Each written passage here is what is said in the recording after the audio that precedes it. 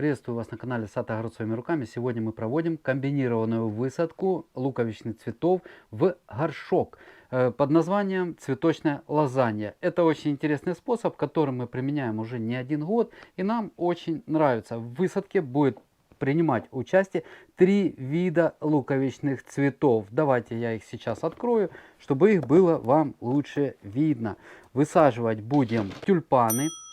Это, я считаю, самый популярный весенний цветок. Будем высаживать крокусы, самый ранее цветущий, и гиацинты. На горшок объемом 10 литров мы используем 12 тюльпанов, без счету, но до 20 штук крокусов и 6 гиацинтов. Можно заменить крокусы цветочками другими, мускари, например. Но важно, чтобы соблюдались пропорции. Тюльпаны, гиацинты и какие-нибудь еще мелкоцветочные луковичные растения. Тогда вот композиция будет выглядеть особенно приятно и особенно ярко.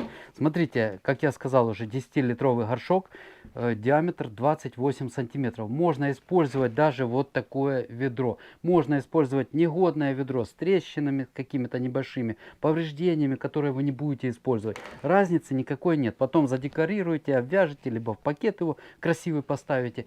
И на самом видном месте он будет выглядеть наполненный букетом цветов очень-очень красиво. Приготовили легкий воздуха и влагопроницаемый грунт. Можно покупной, можно самостоятельно изготовленный. И очень желательно в этот грунт добавить какое-нибудь удобрение пролонгированного действия. Я буду использовать удобрение Флориум. Специально оно для луковичных цветов. Подсыпаем его и перемешиваем.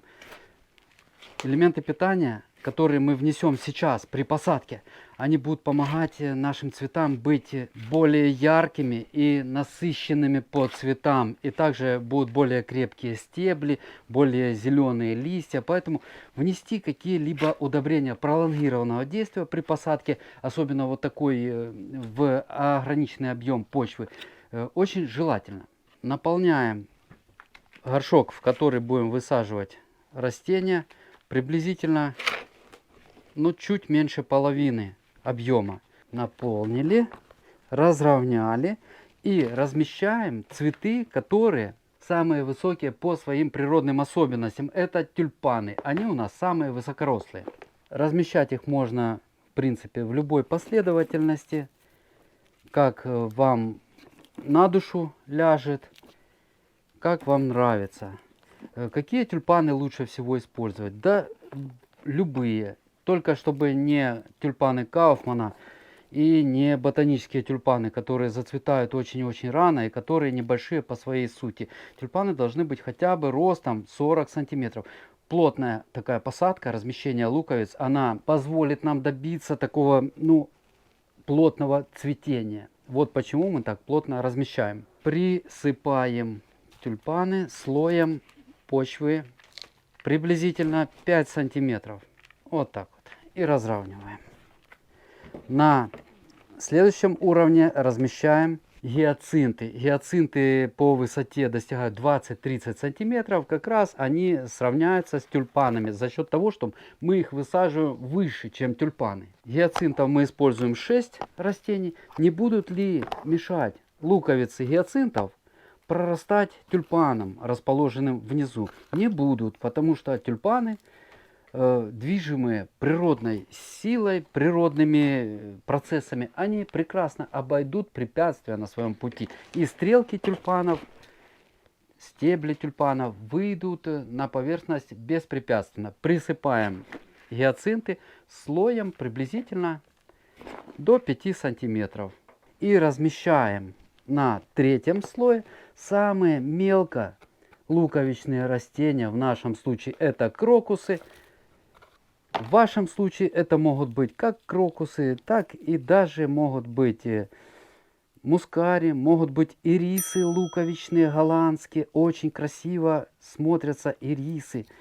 Вот так уплотненно размещаем маленькие луковички крокусов практически на поверхности. Однако все равно нужно присыпать слоем, сантиметров 5.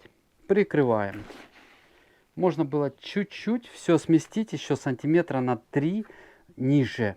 Я чуть-чуть, ну, все-таки отвлекаюсь еще на запись видео. Если бы мы высаживали, можно было глубже чуть-чуть. Приплотнили, уплотнили, чтобы луковички присели. Ну, есть у нас место для полива. Смотрите, по хранению и по поливу, что я хочу сказать. В принципе, цветочная лазанья у нас закончена, высадка. Осталось дождаться цветения. Каким образом сохранить вот этот мешок? Во-первых, поливать, не поливать. Мы не поливаем. Луковичные цветы, высаживаемые как на клумбу, так и в кашпо, мы не поливаем, но обязательное условие: почва должна быть влажная. И за этим придется следить всю зиму. В зависимости от того, как вы будете хранить. Смотрите, самый легкий способ хранения — это взять вот этот горшок, вынести куда-то на подготовленную к весне клумбу пустую и его вкопать. Если есть силы, если есть желание, если почва еще позволяет вам копаться там, вкопали, вставили за подлицо с уровнем земли. И опять же вот так вот по бокам прикопали. Все хранится в естественных природных условиях. Весной вытащили, занесли пораньше в тепличку, либо куда-то на балкон теплый. И у вас начались процессы прорастания и выгонки уже цветоносов. Это первый способ, в принципе, самый природный. Следующий способ — это хранение в теплице. Мы в прошлом году и нарциссы, горшки вот такие вот, и гиацинты свои хранили вот в этом рассаднике, в этой тепличке. Поставили внизу и чуть-чуть притрусили соломой. Слой соломы такой, чтобы предохранил их от вымерзания. Прекрасно сохранились, прекрасно цвели. Видите сами сейчас на фотографии, как это все выглядело весной. И третий способ: если у вас есть подвал. Если есть подвал, можете до весны поставить в подвал в температуру 3-5 градусов. Как раз такой температуры вполне достаточно для того, чтобы они прошли природные процессы и весной выгнали хорошие цветы. Вот, друзья, что хотел рассказать вам за этот способ. Он очень хороший, он очень интересный и приносит красивые результаты. Если вы хотите также попробовать и у вас еще нет качественного посадочного материала, я ссылку на интернет-магазин Florium, где я покупаю все луковичные цветы для нашей дачи, оставлю внизу в описании под этим видео. Сейчас у них очень хорошие осенние скидки. Огромный просто выбор голландского посадочного луковичного материала, именно с Голландии, высококачественные луковицы, с которых вырастают красивые цветы. Так что переходите, выбирайте, если что-то понравится, заказывайте.